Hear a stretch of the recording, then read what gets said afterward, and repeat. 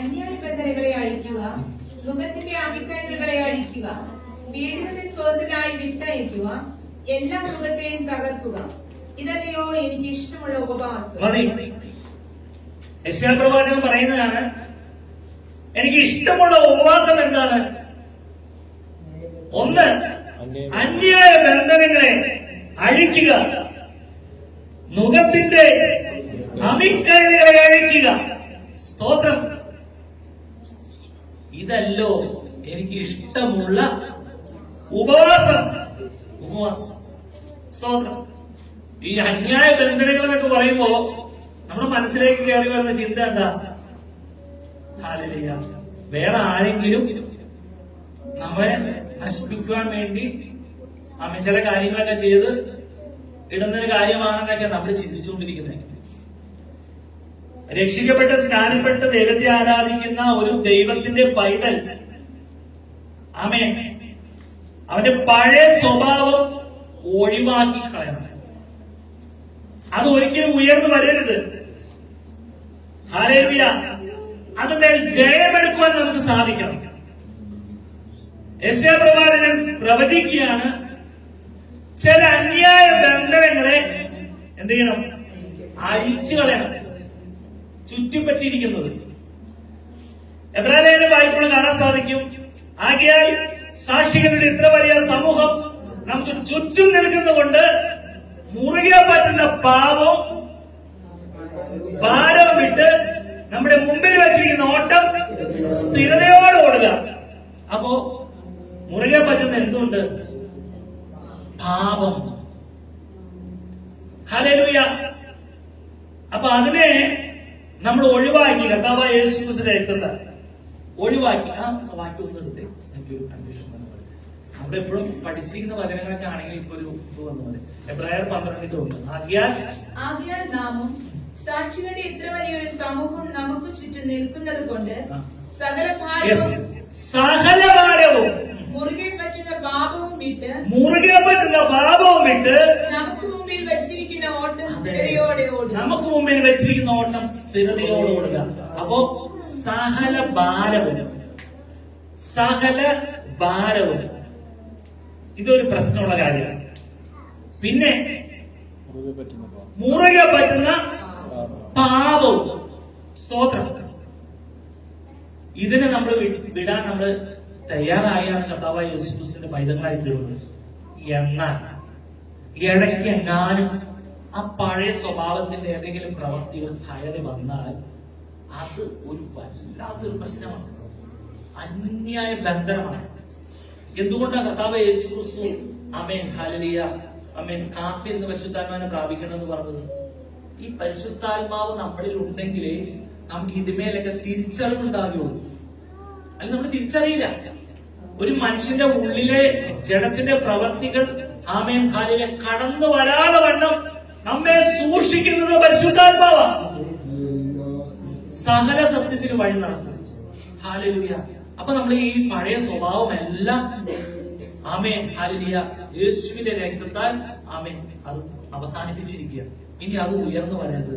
അഥവാ ഒരു ബലഹീനത, മനുഷ്യനല്ലേ, എന്തെങ്കിലും ഒരു ബലഹീനത വന്നു പോയിട്ടുണ്ടെങ്കിൽ ഉപവാസം എടുത്തോളണം, പ്രാർത്ഥിച്ചോളണം, അതുമേലൊരു ജയമെടുത്തോളണം.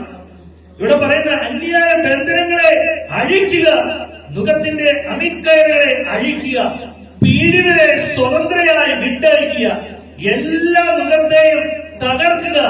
ഇതല്ലോ എനിക്കുള്ള ഒരു ഉപവാസം. ഈ മുഖം എന്ന് പറഞ്ഞാൽ എന്താണ്? ഈ ഒരു പണ്ട് ഈ പാടത്ത് ഒഴുകാനൊക്കെ കാളയൊക്കെ നിർത്തുമ്പോ കഴുത്തിൽ മുഖം വയ്ക്കും, അത് വലിക്കും. അതുപോലെ ലോഡ് വലിക്കുന്നത് മുഖം വെച്ചിട്ടാണ് പിന്നെ ബാക്കി വലിക്കുന്നത്. ഈ മുഖത്തിന്റെ അമിക്കയറുകളെ അഴിക്കുവാൻ ഒരു ദൈവത്തിന്റെ പൈതലിന് സാധിക്കണം. കാരണം എന്താണെന്നറിയോ? അല്ലെങ്കിലും അടിമത്തത്തിലാണ് പിന്നെ ജീവിക്കുന്നത്, ഒരു അടിമയായി ജീവിക്കുന്നത്. നമ്മുടെ കർത്താവായ യേശു ക്രിസ്തു മാത്രം സ്വാതന്ത്ര്യം പ്രാപിച്ച ദൈവമക്കളാണ് നമ്മൾ ഓരോരുത്തരും. സ്വാതന്ത്ര്യം പ്രാപിച്ച ദൈവമക്കൾ. ഹല്ലേലൂയ.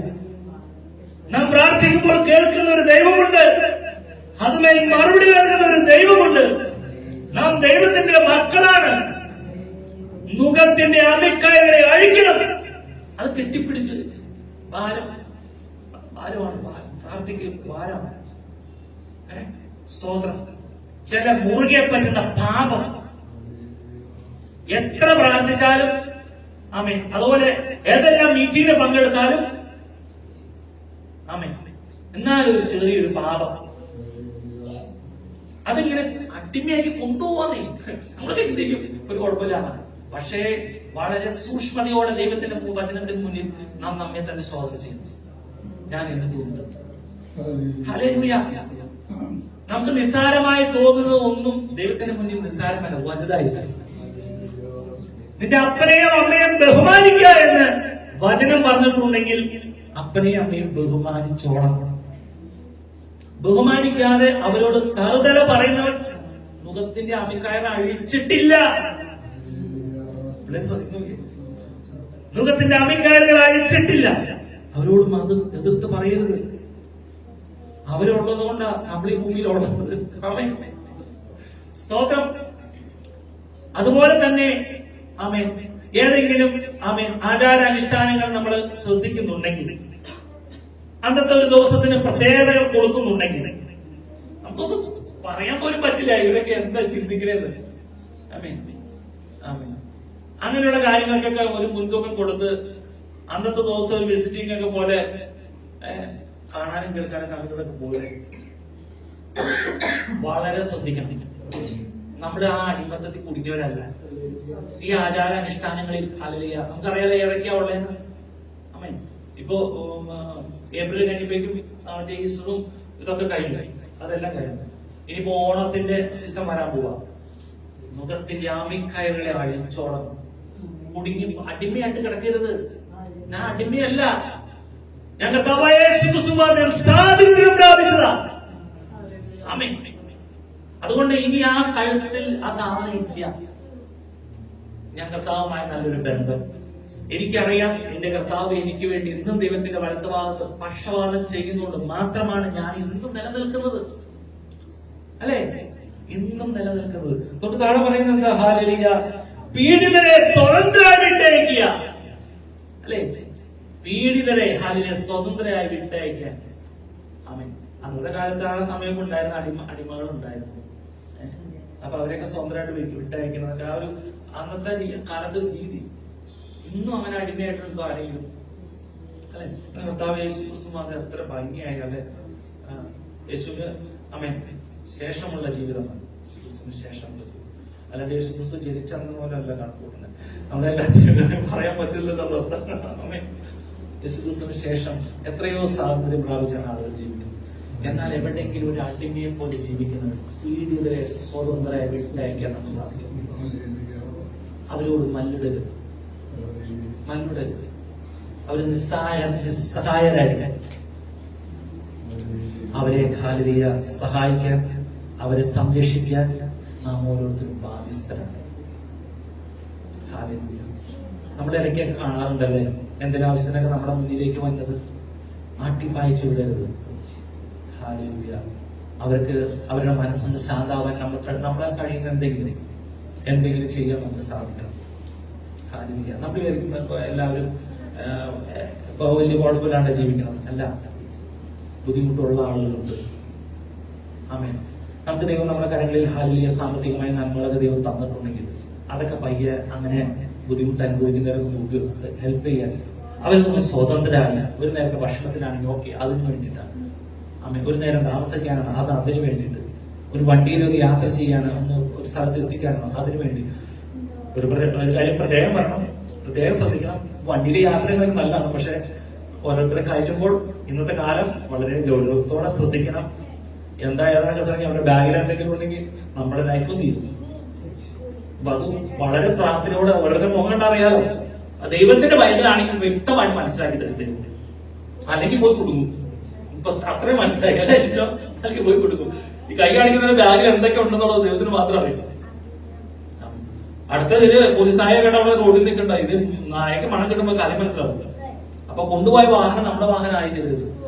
നാളെ കണ്ടക്ടേഷത്തില് മലയാള മനോരമയുടെ ഫ്രണ്ട് പേപ്പർ നമ്മൾ ഓട്ടോഗ്രാഫ് വന്നു എന്ത് കാര്യമുണ്ട് പിന്നെ ജീവിച്ചിട്ട്. അതുകൊണ്ട് പ്രാർത്ഥിച്ച് ഒരിക്കലും വിശുദ്ധനായിട്ട് ജീവിച്ചോളണം. അപ്പൊ നമുക്ക് ആ ശുദ്ധി കാണുമ്പോൾ തിരിച്ചറിയാൻ പറ്റും. ആമേൻ. അവൻ നിന്നെ വേട്ടക്കാരന്റെ കണ്ണിൽ നിന്ന് നാശകരമായ മഹാമാരിയിൽ നിന്ന് വിടുവിക്കും. ആമേൻ. ഞാനത് ഇപ്പോഴത്തെ ഒരു കാലത്തിന്റെ ഒരു പോക്ക് അങ്ങനെ ആയതുകൊണ്ടാണ് ഞാനത് നിർബന്ധമായിട്ട് പറഞ്ഞത്. എന്നെ ഹെൽപ്പ് ചെയ്യണം അല്ലെ? നമുക്കറിയാമല്ലോ ചിലർ ആരൊക്കെ ഹെൽപ്പ് ചെയ്യണം. ആ ഹെൽപ്പ് ചെയ്യുന്ന ആളുകൾ നമ്മുടെ ഹെൽപ്പ് ചെയ്തിരിക്കണം. പീഡിതരെ സ്വതന്ത്രമായി വിട്ടയക്കുക, എല്ലാ മുഖത്തെയും തകർക്കുക, എല്ലാത്തിനും ആമേൻ എന്തെങ്കിലും കാരണം പറയും അല്ലെ? എല്ലാത്തിനും ഉടക്ക് നിൽക്കും. പിന്നെ ഒരു തരത്തിന് സമാധാനം തരില്ല. അങ്ങനെയുള്ള കാര്യങ്ങൾ എന്ത് ചെയ്തോളണം? എല്ലാ മുഖത്തെയും തകർക്കണം. വചനം വെച്ച് തകർക്കണം. വചനം വെച്ച് നമ്മൾ അതിന്മേൽ ഒരു ജയമെടുക്കണം. ഹല്ലേലൂയ. നമുക്കിപ്പോ ഞാൻ ഈ എന്തെങ്കിലും കാര്യങ്ങളൊക്കെ നമ്മൾ പറയുമ്പോ പെട്ടെന്ന് നമുക്ക് ഉള്ളിൽ വേറെ ചിന്ത വരില്ലേ? അന്നേരം കർത്താവ് ഇത് ശരിയാണോ എന്ന് ചോദിക്കാനുള്ള ഒരു മനസ്സ്, അവിടെയാണ് നമുക്ക് ഇതിനെ തകർക്കാൻ കഴിയുള്ളൂ. ഹല്ലേലൂയ. പഴയ പ്രവൃത്തികളിലേക്ക് പോയാലോ, ജഡത്തിന്റെ പ്രവൃത്തികളെ വെളിപ്പെട്ടു വന്നാലോ ജയമെടുക്കാൻ സാധിക്കുമോ? നമുക്ക് ജയമെടുക്കാൻ സാധിക്കുകയില്ല. വചനം പറയുന്നു, ഇതല്ലയോ എനിക്കുള്ളൊരു ഉപവാസം. ഇതാണോ എനിക്ക് ഇഷ്ടമുള്ളൊരു ഉപവാസം? ഇതാണോ ഇതാണോ ഇഷ്ടമുള്ളൊരു ഉപവാസം? എന്തൊക്കെയാ ഇഷ്ടമുള്ള ഉപവാസത്തിന്റെ പ്രത്യേകത? നമ്മൾ ഉപവാസം ഇരിക്കുമ്പോൾ നമ്മുടെ മനസ്സിലേക്ക് എന്താ കടന്നു വരുന്നത്? ഇന്ന് ചില കൃപകളെ പ്രാർത്ഥിക്കണം.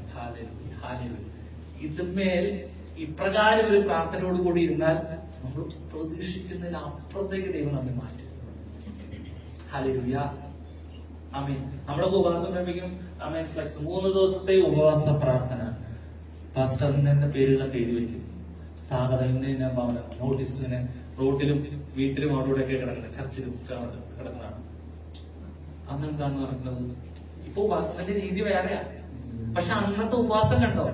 എനിക്ക് ഇഷ്ടമുള്ള ഒരു ഉപവാസം എന്ന് പറയുന്നത് അന്യായ ബന്ധനങ്ങളെ അഴിക്കുക. ഒരു വാക്യം വായിക്കാം. യെഹെസ്കേൽ 18:5-9 വാക്യം. യെഹെസ്കേൽ 18:5-9. എന്നാൽ ഒരു മനുഷ്യൻ നീതിമാനായിരുന്ന് നീതിയും ന്യായവും പ്രവർത്തിക്കുന്നു എങ്കിൽ പൂജാഗിരികളിൽ വെച്ച് ഭക്ഷണം കഴിക്കുകയോ ഇസ്രായേൽ ഗൃഹത്തിന്റെ വിഗ്രഹങ്ങളെ നോക്കി നമസ്കരിക്കുകയോ കൂട്ടുകാരന്റെ ഭാര്യയെ വഷളാക്കുകയോ ഋതുവായ സ്ത്രീയുടെ അടുക്കൽ ചെല്ലുകയോ ആരോടും അന്യായം പ്രവർത്തിക്കുകയോ ചെയ്യാതെ കടം വാങ്ങിയവന് പണയം മടക്കി കൊടുക്കുകയും ആരോടും പിടിച്ചു പറിക്കാതെ തന്റെ അപ്പം വിശപ്പുള്ളവന് കൊടുക്കുകയും നഗ്നനെ ഉടുപ്പിക്കുകയും പലിശയ്ക്ക് കൊടുക്കുകയോ ലാഭം വാങ്ങുകയോ ചെയ്യാതിരിക്കുകയും നീതികേട് ചെയ്യാതെ വണ്ണം കൈ മടക്കിക്കൊള്ളുകയും മനുഷ്യർക്ക് തമ്മിലുള്ള വ്യവഹാരത്തിൽ നേരോട് വിധിക്കുകയും എന്റെ ചട്ടങ്ങളെ അനുസരിക്കുകയും എന്റെ ന്യായങ്ങളെ പ്രമാണിക്കുകയും ചെയ്തുകൊണ്ട് നേരോട് നടക്കുന്നവൻ നീതിമാൻ, അവൻ നിശ്ചയമായി ജീവിച്ചിരിക്കുമെന്ന് യഹോവയായ കർത്താവിന്റെ അരുളപ്പാട്. കർത്താവിന്റെ അരുളപ്പാട് കേട്ടോ. നീതിമാൻ എന്തായിരിക്കണം? നേരോടെ നടക്കണം. ഇവിടെ വചനം പറയുന്നു. ആമേൻ. അതിന്റെ 5-ാമത്തെ വാക്യം, എന്തായാലും ഒരു മനുഷ്യൻ നീതിമാനായിരുന്നു നീതി ന്യായവും പ്രവർത്തിക്കുന്നു.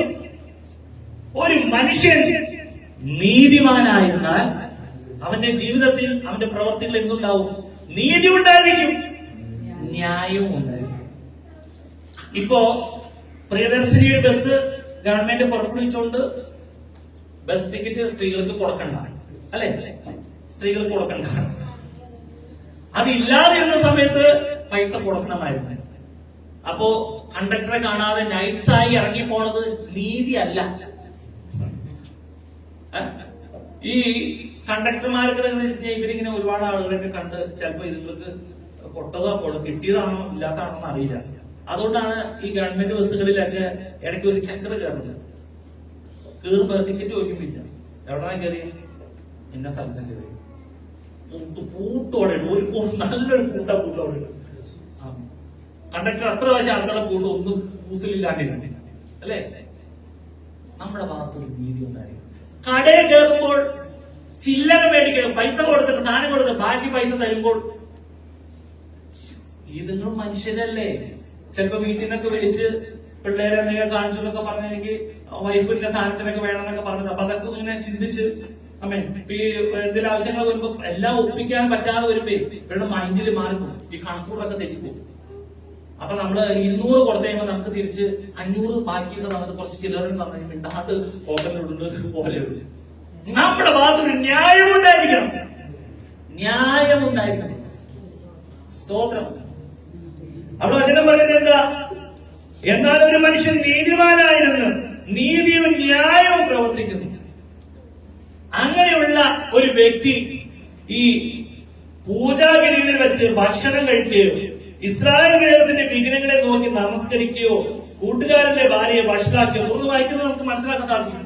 അങ്ങനെ നീതിമാനായിരിക്കുന്ന ഒരു വ്യക്തിയാണെങ്കിൽ ഈ പൂജാഗിരികളിൽ വെച്ച് കഴിഞ്ഞാൽ ഈ ആമേൻ യാഗമർപ്പിക്കുന്ന ഈ ദൈവത്തിന് വിരോധമായി പ്രവർത്തിക്കുന്ന ആളുകളില്ലേ, അവരുടെ ആ പ്രാർത്ഥന ആലയങ്ങളെ കണ്ടല്ലോ, വിഗ്രഹങ്ങളെ ആരാധിക്കുന്നതും വിഗ്രഹങ്ങൾക്ക് സേവിക്കുന്നതും ഇങ്ങനെയുള്ള സ്ഥലങ്ങളിൽ പോയിട്ടൊക്കെ ഭക്ഷണം കഴിക്കില്ല, അവയെ നമസ്കരിക്കില്ല.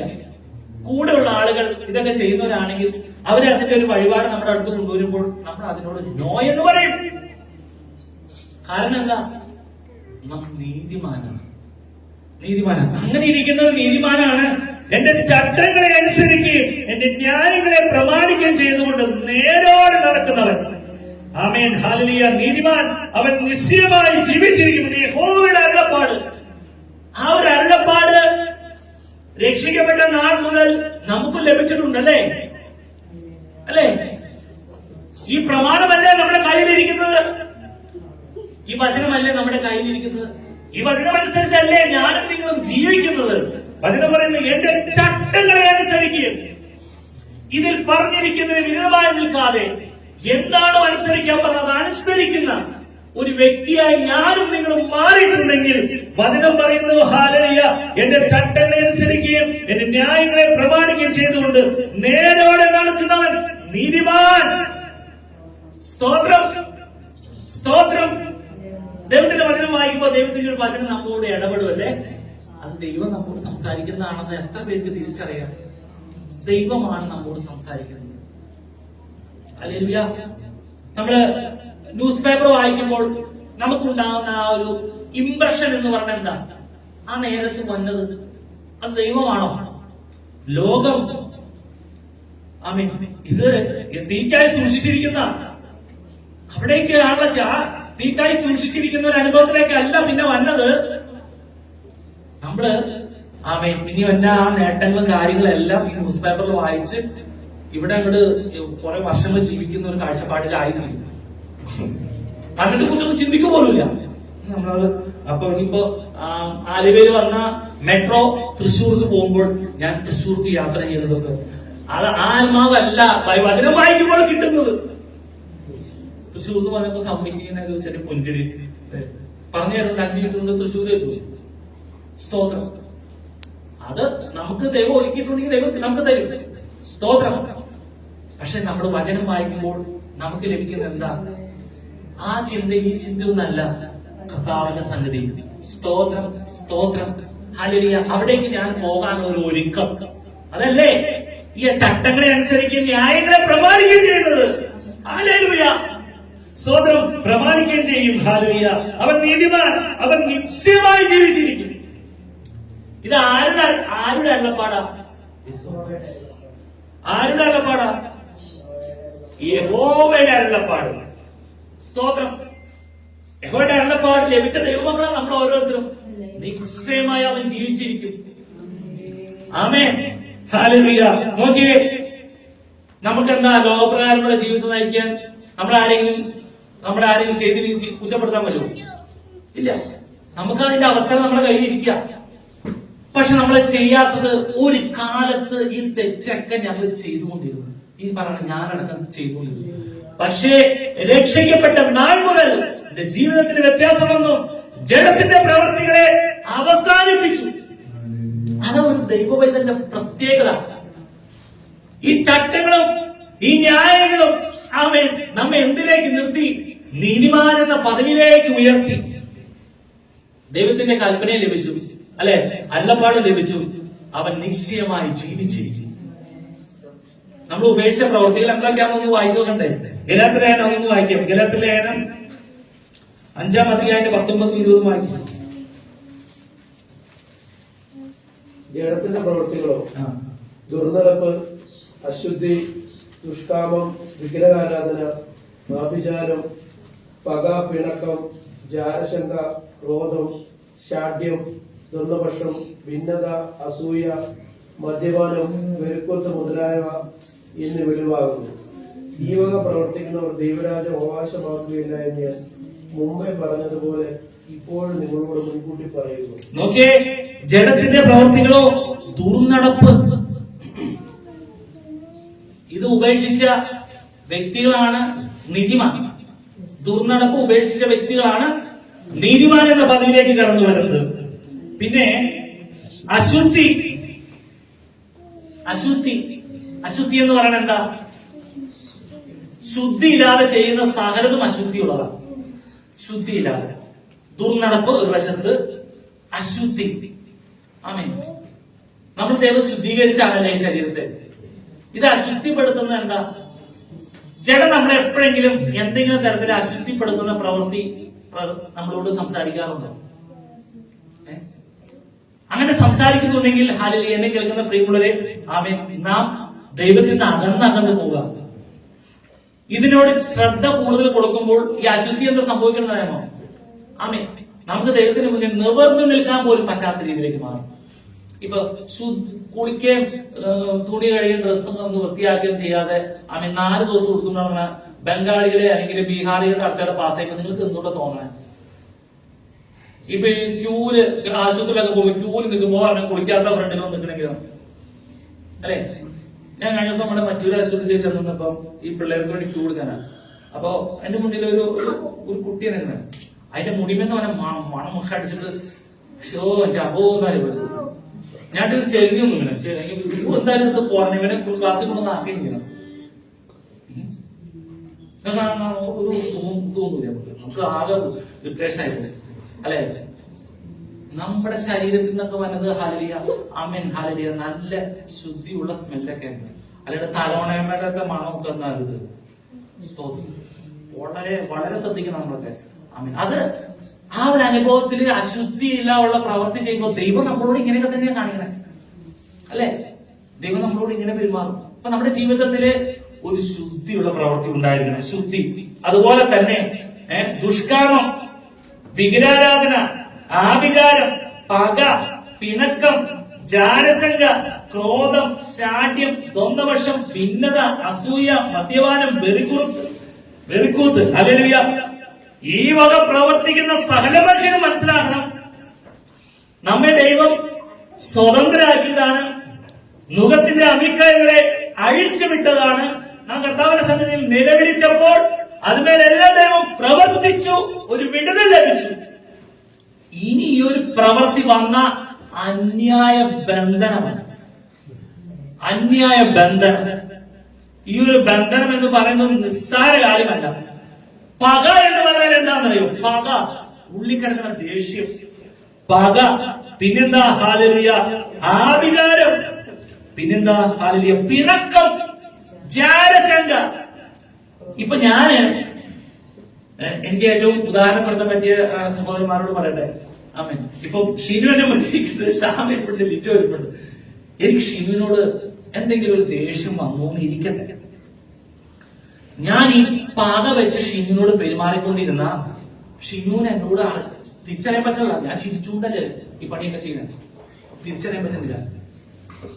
എന്നിലും കൂടെ ആ ചിന്തകള് പല പ്രാവശ്യം നിങ്ങളുടെ പ്രവർത്തിയിലൂടെ വരും. പ്രവർത്തനം നിങ്ങൾക്ക് അത് ഫീലാവും, കാര്യം മനസ്സിലാവും, ഒന്നാണല്ലോ എന്ന് മനസ്സിലാവും.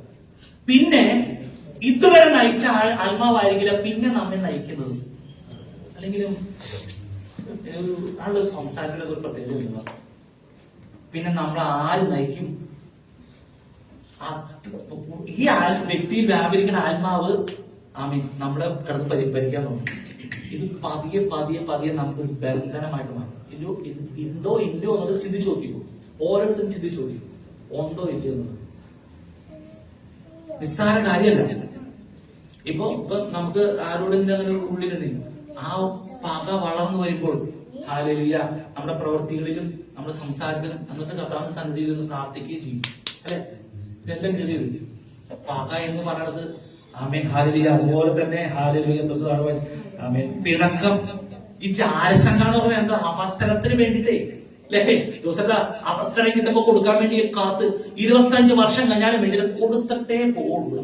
ചിന്തിക്കുന്ന ആഗ്രഹമുണ്ടോ? ജാരശങ്ക എന്ന് പറഞ്ഞത് ഇത് അന്യായ ബന്ധനമായിട്ട് മാറുന്നു. ഇപ്പൊ നമ്മൾ നല്ല രീതിയിൽ എവിടെ നിന്ന് ഞാൻ ശുശ്രൂഷിക്കാൻ പറ്റും. വേറെ ഏതെങ്കിലും ദേവദാസന്മാർക്ക് കുശുമ്പും അസൂയം തോന്നിയാണ് നമുക്ക് അവരുടെ കൂടെ പോയി ഇരിക്കണം. അവരുടെ കൂടെ മീറ്റിംഗ് പങ്കെടുക്കണം. സ്തോത്രം കൊടുക്കണ്ടേ, സ്തോത്രം കൊടുക്കണം. പക്ഷെ അവരുടെ ഉള്ളിൽ എന്നോട് പിണക്കും അസൂയയും പകയാണെങ്കിലും അസൂയ എന്നത് പിടിച്ചു പോലും കിട്ടില്ല. അങ്ങനെയാണെങ്കിൽ അന്യായ ബന്ധനമായിട്ട് മാറുന്നു. നമുക്കിതിനെ കഴിക്കാൻ പറ്റും. എനിക്ക് ഇഷ്ടമുള്ളൊരു ഉപവാസം. ഈ ജഡത്തിന്റെ പ്രവൃത്തിയെല്ലാം അവസാനിപ്പിച്ച് ഞാൻ നിങ്ങൾക്ക് എപ്പോഴെങ്കിലും തിരിച്ചറിഞ്ഞിട്ടുണ്ടോ? ആമേൻ. നമ്മൾ പല ദൈവമക്കളിൽ നിന്നും പല ദൈവദാസന്മാരിൽ നിന്നും മോശമായ എന്തെങ്കിലും പ്രവൃത്തികൾ അത് മുഖാന്തരം അവര് പലയിടത്തും നമ്മെ കുറിച്ച് എന്തെങ്കിലും സംസാരിക്കുന്നത് ശ്രദ്ധിച്ചിട്ടുണ്ടോ? നമ്മെ കുറിച്ച് സംസാരിക്കുന്നത് ഒന്നും അറിയാതെ നമ്മള് വല്ലയിടത്തും കിടക്കുന്നു, അല്ലെ? ആമേൻ. ഒട്ടുപാലൊക്കെ പറക്കി കൂട്ടി നമ്മൾ ഒന്നും അറിയാതെ നടക്കുമ്പോ ഇവിടെ മൊത്തം സംസാരം എന്താ സംസാരം? അന്യായ ബന്ധനങ്ങളെ അഴിക്കാൻ പറ്റും. നമുക്കെതിരെ പ്ലാൻ ചെയ്ത് കരുതി കൂട്ടി സംസാരിച്ചു കൂട്ടുന്ന സകലതും അഴിച്ചു കളയുവാൻ നമുക്ക് സാധിക്കും.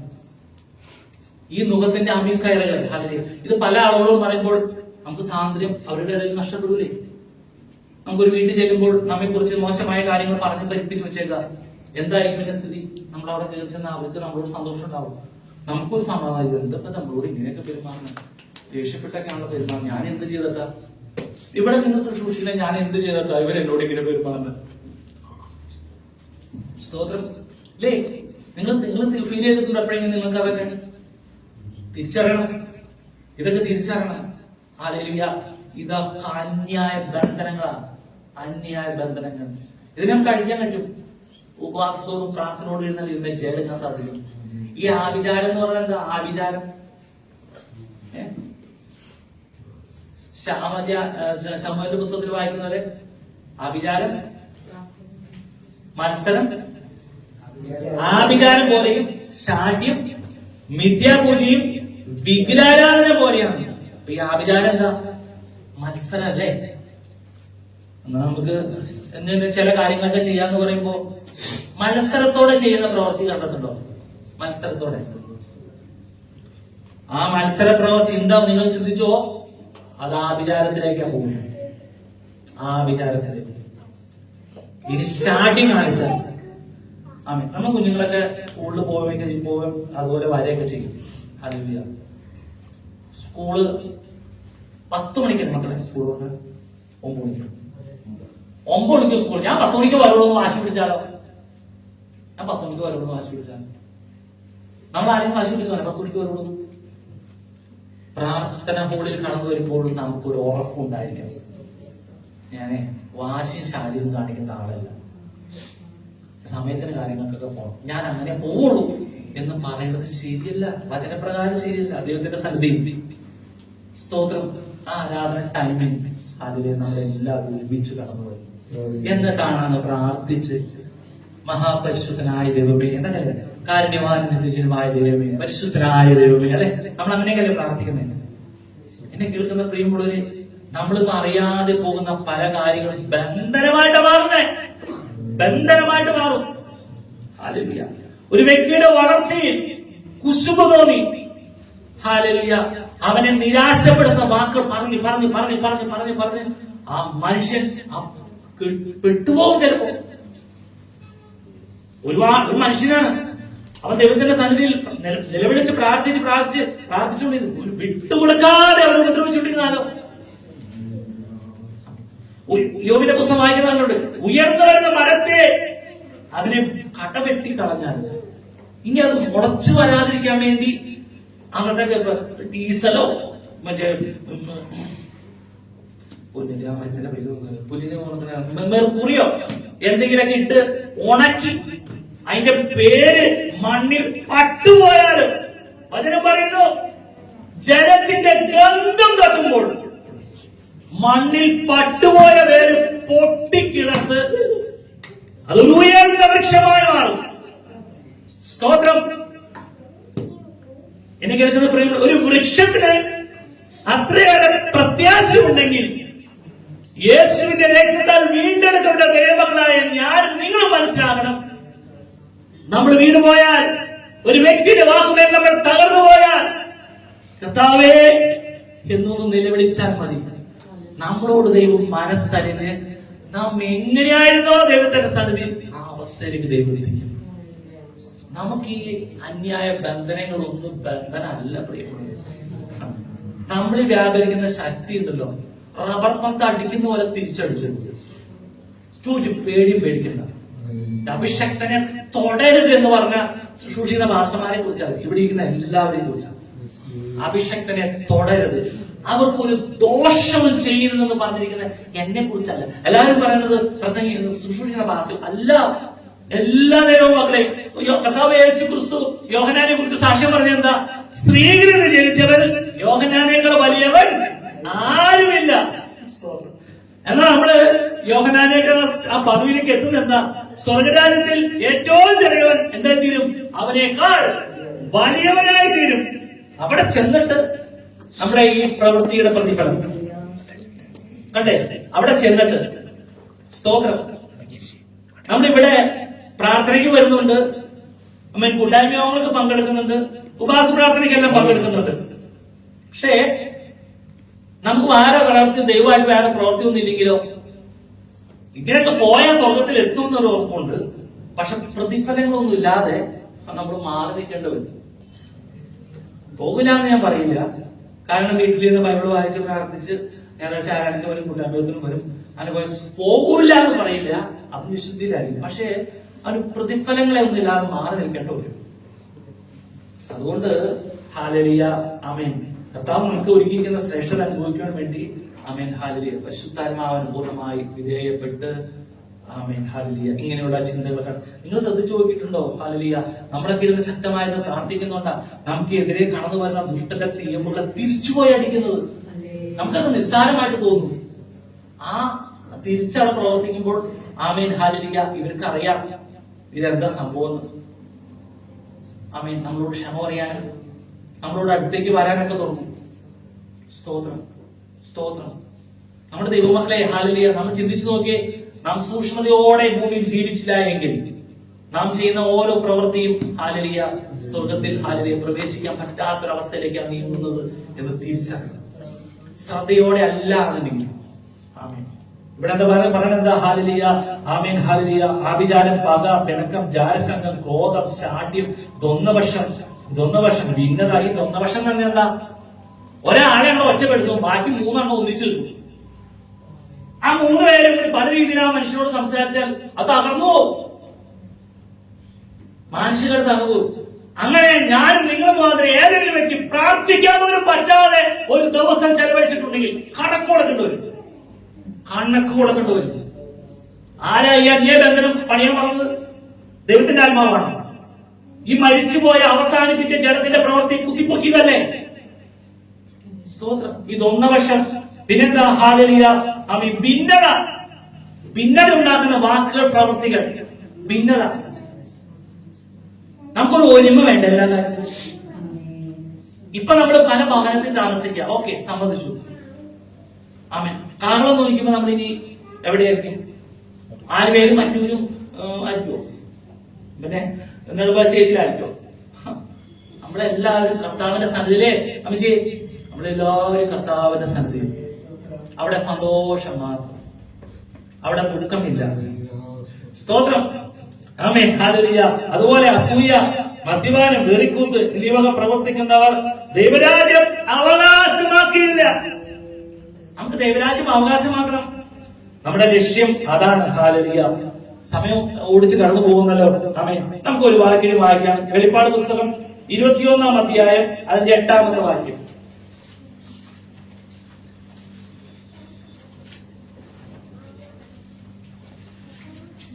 എന്നാൽ ഭീരുക്കൾ, അവിശ്വാസികൾ, അറയ്ക്കപ്പെട്ടവർ, കൊലപാതകന്മാർ, ദുർനടപ്പുകാർ, ക്ഷുദ്രക്കാർ, ബിംബാരാധികൾ എന്നിവർക്കും ബോഷ്കു പറയുന്ന ഏവർക്കുമുള്ള ഓഹരി തീയും ഗന്ധകവും കത്തുന്ന പൊയ്കയിലത്രേ. അത് രണ്ടാമത്തെ മരണം. നോക്കിയേ, ഭീരുക്കൾ എന്നാൽ ഭീരുക്കൾ അവിശ്വാസികൾ. നേരത്തെ പറഞ്ഞ വാക്കില് അല്ലെ അവിശ്വാസി എന്ന വാക്കുണ്ടായിരുന്നോ? ഇല്ല, അവിശ്വാസി എന്ന വാക്കില്ലായിരുന്നു. അവിടെ ജഡത്തിന്റെ പ്രവർത്തികൾ മാത്രമായിരുന്നു. എന്നാൽ ഈ ജഡത്തിന്റെ പ്രവർത്തികളിൽ നിന്ന് ഒരു ജയമെടുത്ത ദൈവത്തിന്റെ പൈതൽ പിന്മാറിപ്പോയാൽ അവൻ അവിശ്വാസിയാണ്. പ്രാർത്ഥനയോഗങ്ങളിൽ കടന്നു വരില്ല, ആരാധനകളിൽ കടന്നു വരില്ല, ദൈവമായി യാതൊരു ബന്ധമില്ല, അങ്ങനെ ഒരു അവസ്ഥ ജീവിക്കുന്നു. അറയ്ക്കപ്പെട്ടവർ, അറയ്ക്കപ്പെട്ടവർ എന്ന് പറയുമ്പോൾ നമ്മളൊക്കെ മനസ്സിലെന്താ തന്നെ ഹാലലിയ, അറയ്ക്കപ്പെട്ട അറപ്പ് എന്നല്ല, അറപ്പ് എന്താ സംഭവം? മനം നൊന്തൊക്കെ